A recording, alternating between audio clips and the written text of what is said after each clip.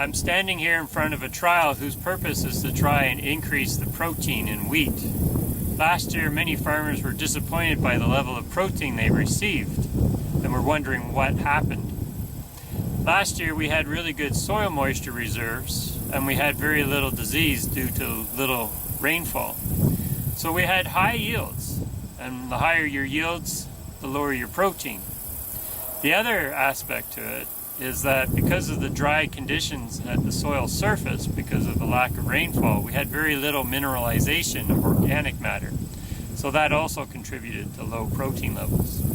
So this has left farmers wondering, what could I have done different to increase protein levels? Since the protein levels last year, the spreads were quite high.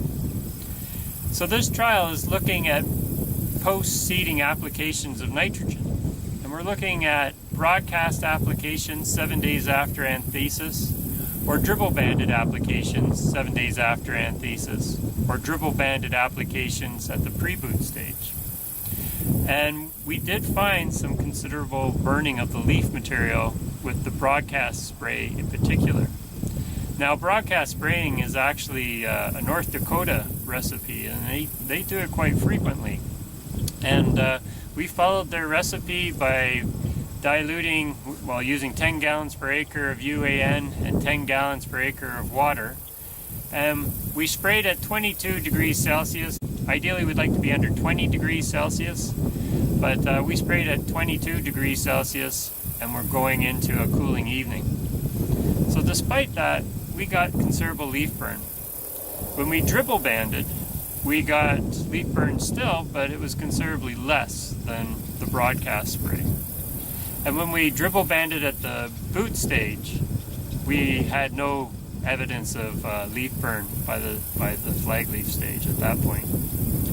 So we'll see what we get yield-wise here. I know in the past Guy Lafon was a fan of the pre-boot stage because we have more time for that nitrogen to get into the ground and actually work. The risk with a late foliar application is that if you don't have rainfall to incorporate it into the ground, you're probably not going to get the nitrogen boost you're expecting. It also comes in a foliar sense with risks spraying at that stage as well. So here's future me with the results. This study was conducted in 2018 at 7 AgriArm locations, which included Scott, Outlook, Swift Current, Melfort, Yorkton, Indian Head, and Redvers. As I mentioned in the intro, the study looked at 3 ways to apply a late-season application of UAN at 30 pounds per acre of nitrogen. Applications were either dribble-banded pre-boot or post-anthesis, or foliar sprayed post-anthesis. These were then compared to applying all the nitrogen down as a sideband at seeding to see if the split application was worthwhile. UAN, when applied as a foliar application, provided the most leaf burn of the flag leaf at Yorkton, and this was true for most sites. Dribble banding at Yorkton caused less damage, particularly when applied early at the pre-boot stage. This too was also true at most locations, as the flag leaf had not fully emerged by the time of application. Like the foliar sprays, dribble band applications of UAN were diluted 50-50 with water. However, we should not have done this, as it's not a common practice. Protein and yield responses between locations followed a similar pattern, so values in this figure are averaged over 7 locations. Increasing side-banded nitrogen from 70 to 100 pounds per acre significantly increased yield and protein of wheat. Applying 30 pounds of nitrogen per acre to a base rate of 70 pounds per acre of nitrogen also tended to increase yield and significantly increase protein. On average, protein increased by 0.8%. However, late season applications of nitrogen did not significantly increase yield or protein relative to side-banding the extra 30 pounds of nitrogen at seeding. In other words, it was more efficient and economic to put all the required nitrogen down at seeding instead of split applying it. If we compare between the methods of split applying N, you'll notice that there is a significant protein boost with foliar UAN compared to dribble band treatments. It's hard to say why the foliar performed better. Perhaps more nitrogen was absorbed through the leaves, or protein just increased in response to greater crop injury. At any rate, applying all the nitrogen down at seeding was still the better way to go. Adding supplemental N to a base rate of 100 pounds of nitrogen per acre provided similar results. However, the protein was only increased by 0.6% on average compared to 0.8% when adding supplemental N to the base rate of 70 N. This supports the hypothesis that supplemental N is more likely to increase grain protein for a more nitrogen-deficient wheat crop. So in this study, we have concluded that it was better to put all the nitrogen down at seeding. If we had had a wetter season, we may have observed more of a benefit from split application. However, most studies have shown it is better to put all your nitrogen down at seeding. But let's say we under-fertilize the crop at seeding, and because our crop looks so good, we are afraid protein levels will be low.